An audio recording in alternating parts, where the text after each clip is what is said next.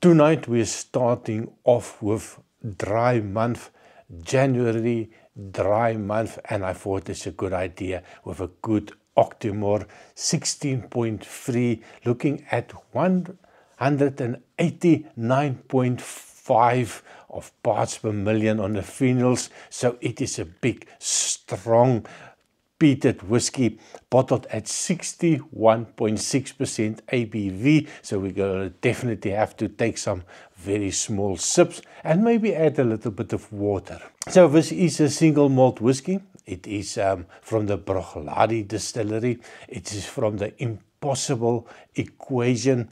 It is a 5-year-old whiskey. It was bottled in July of 2025, so relatively new on the board as from Bruichladdich.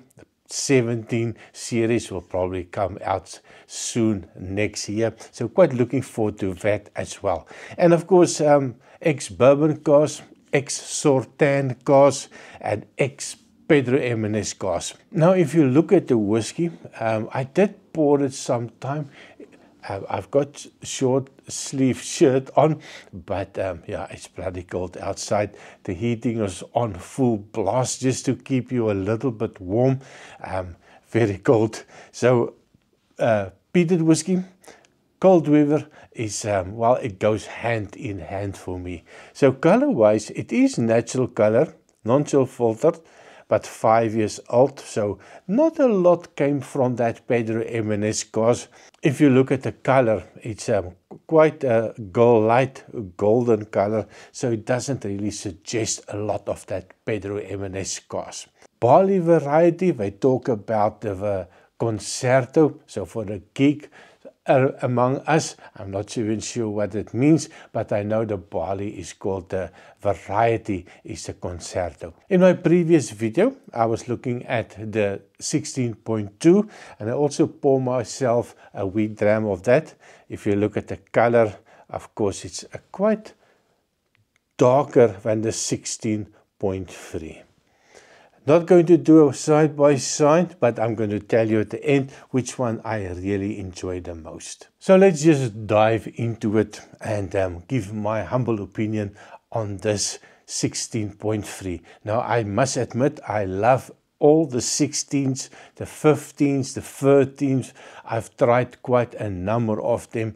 I liked all of them, considering I'm not really a big peat fan, but for some reason, this Octomore, it's just a whiskey that I really enjoy. So on the nose, on this 16.3, it is sweet. A little, almost like a honey sweetness that come in. Now, you would think that with that high parts per million on the phenols, 5 years old, that is going to be a bigger influence on this nose. For me, it is not a big influence.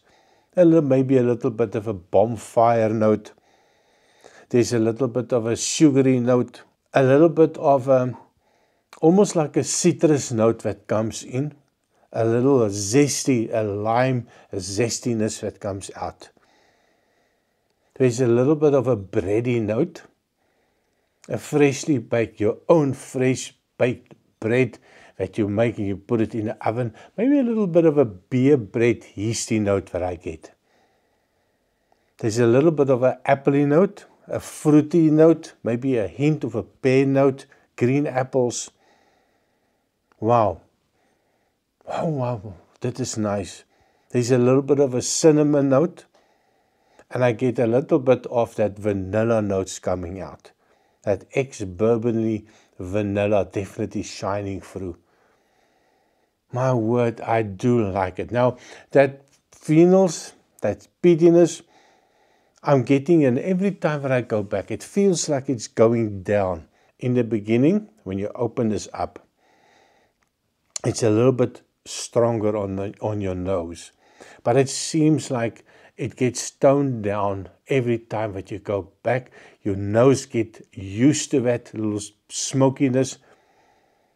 Oh, absolutely fantastic. A little hay note You know, when you go to this beer gardens and they have just bales that you can sit on, I get a hint of that. And every time it's a little woody note as well, just a hint of a wood. Oh my word, it is lovely. But of course we have to taste it as well. So on the taste, cheers. Ooh. I did not expect that. Now the first thing, it is high ABV. So I took a really small sip. It evaporates immediately in your mouth and you are shocked. Well, I was shocked with the sweetness that came out. It is a sweet whiskey. And that sour tan cast is definitely coming out. That Pedro Ximénez cast didn't really bring much in it for me. So if the maturation was in Pedro Ximénez cast, I think it is a very small amount. That sour tan is definitely dominating for me.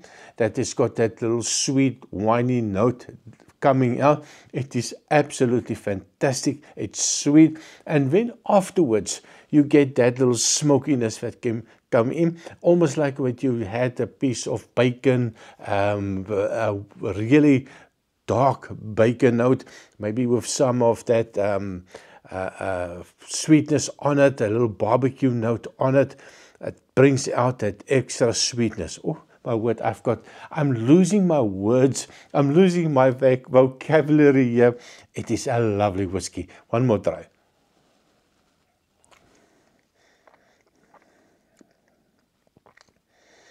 Fruity note. It's a little citrus note. And then that smoke comes in. And a little, a dash of a salty note. Oh my word, it is a lovely whiskey. Now, do you add water to this one? In my opinion, I would not. I know it's wrong. Well, maybe I should just add a little bit of water. I'm going to fetch some water and come back and just to see the effect of water on this one. So I'm back with a little bit of water, small spoon. I think it is about three moles, and I'm going to put in 2, so 6 milliliters. So not a big spoon. Nose-wise with a little bit of water. It's still nice. It feels like the smokiness is way less with the water that was added. More vanillas. A hint of that cinnamon is just elevated a little bit. So quite interesting. On the taste.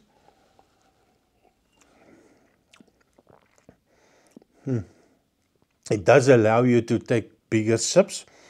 It is a lovely whiskey. It doesn't matter if you add water or not.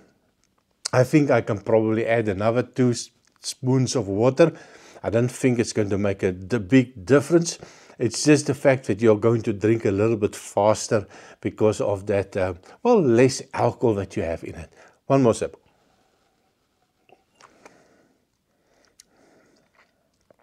Oh, oiliness that's there. There's a little bit of a bite now. A little bit of a sour note that comes in with the water that was added. And of maybe it's because I took a little bit too big a sip. It just covers the mouth. That leftovers on the mouth and on the palate. It's more smoky for me. A little bit of a bacon infused smoke. Quite lovely. Now, if I compare this with the 16.2, not going to review it. And of course, please remember to like, share and subscribe. We are now past 3,000 subscribers, so quite happy about that. So thank you for all the people that do hit that bell and subscribe. The 16.2, completely different. Absolutely a big gap between the two. This is a more of the Christmassy feeling for me, a little bit more sherry cask type of notes, a little dates, raisin, fig type of note. But this one, I must admit, probably going to be way more expensive. Let me know in a comment, what did you pay for it? Have you tried it? Which one would you recommend for people? 16.2, 16.3. My opinion? Oh, definitely 16.3 is a big winner. So that, my dear friends, Happy New Year. I hope you have a fantastic 2026. I hope to see you all having a fantastic year, a year that's full of fantastic whiskey. So please let me know in the comment, what whiskey have you tried that is completely exceptional and that you would love the world to know that this is the best whiskey for you. So thank you very much. Like and subscribe, and I see you next time. Cheers.